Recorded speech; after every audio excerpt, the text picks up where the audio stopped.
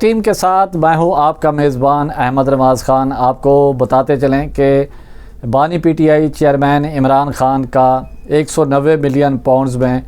ان کو سزا ہوئی ہے، اور سزا کے بعد جو انہوں نے بڑا اہم اعلان کیا ہے وہ سب سے اہمیت کا حامل ہے، اور آنے والے دنوں میں اسی سزا کے بعد پھر ان کو جو ریلیف ہے وہ پھر ملنا شروع ہو جائے گا۔ معاملہ ہائی کورٹ میں آئے گا اور ہائی کورٹ سے پھر معاملہ ریلیف ملتا ہوا نظر آئے گا۔ تو انہوں نے پاکستان تحریک انصاف کے رہنماؤں نے ایک بڑا اعلان کیا ہے، اور سینٹ اور قومی اسمبلی میں کیا کیفیت رہی ہے، ایوان کس طرح چلے ہیں اور کتنی دیر چلے ہیں، یہ بھی آج کے ٹاپک میں شامل ہے۔ تو سب سے پہلے میرے خیال سے بات کر لیتے ہیں جو 190 ملین پاؤنڈز کا جو آج فیصلہ آیا ہے، جس میں عمران خان کو 14 سال سزا دی گئی ہے اور بشرا بی بی کو 7 سال سزا دی گئی ہے اور جرمانہ عائد کیا گیا ہے۔ تو پاکستان تحریک انصاف نے یہ فیصلہ کیا ہے کہ اس کو فوری طور پر ہائی کورٹ میں چیلنج کیا جائے گا،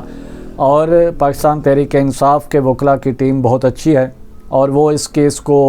پرسو کریں گے اور اس کو ہائی کورٹ میں چیلنج کریں گے، اور وہاں سے پاکستان تحریک انصاف کو ریلیف ملے گا، سزا کالعدم ہو جائے گی، اور اس میں پھر وہ بیل ہوگی، اور پھر فردر جو ہے وہ پھر جو بھی پروسیجر ہے، پروسیڈنگ ہے وہ بھی۔ اور پاکستان تحریک انصاف نے یہ بھی اعلان کیا ہے کہ وہ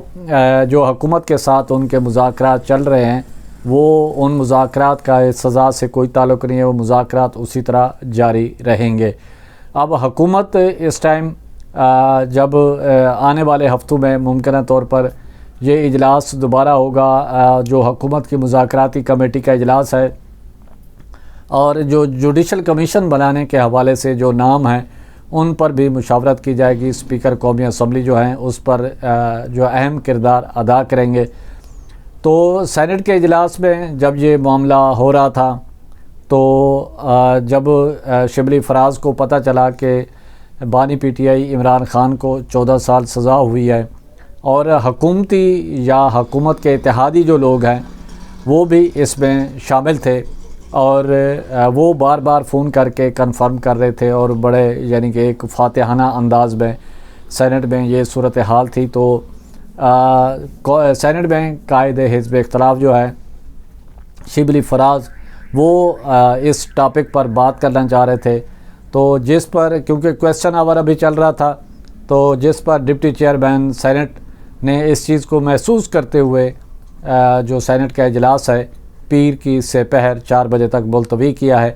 کیونکہ وہ یہ سمجھتا تھا کہ ہنگامہ آرائی ہوتی، شاید کہ مار کٹائی تک نوبت نہ پہنچے، کیونکہ دونوں طرف سے اس ٹائم بڑے جذبات کے مناظر تھے اور یہ صورتحال تھی۔ تو سینٹ کا اجلاس جو ہے وہ شور شرابے میں وہ پھر پیر تک ملتوی کیا گیا، اور اسی طرح قومی اسمبلی میں نعرے بازی پاکستان تحریک انصاف کی جانب سے کی گئی، او کے نعرے بھی لگے، اور گولی کس نے چلائی، کیوں چلائی، آخری گولی کیوں لگی،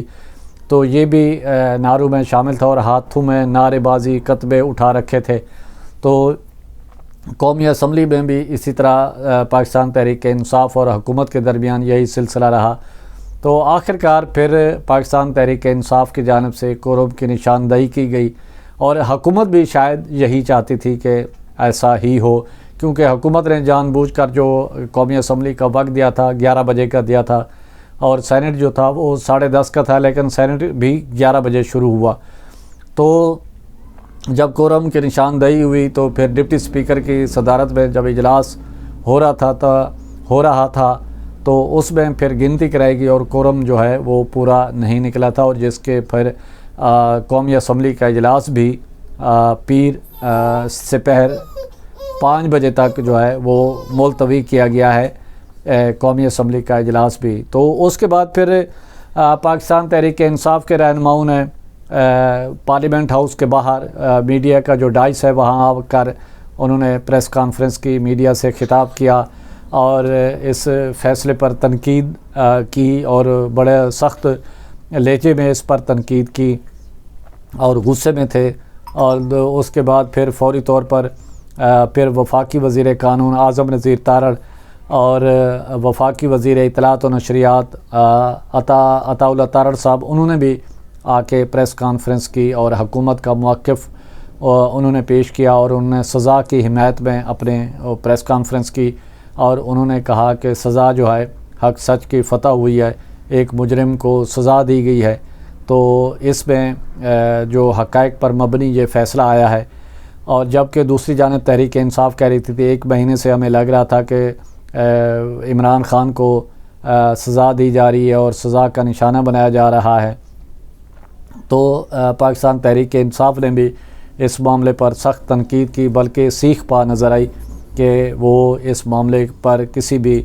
صورت میں وہ خوش نہیں ہے، اور وہ اس معاملے کو ہر فورم پر اور ہر سطح پر اور اعلیٰ عدالتوں میں اس فیصلے کو وہ چیلنج بھی کریں گے، اور ان کا یہ کہنا ہے کہ یہ معاملہ ایسے ہم نہیں چھوڑیں گے، جس سٹیج پر بھی جانا ہوگا تو ہم ضرور جائیں گے۔ اسی کے ساتھ پرچار کی ٹیم کو اجازت دیں، گرد و نواح کا خاص خیال رکھیں، لوگوں کے لیے آسانیاں پیدا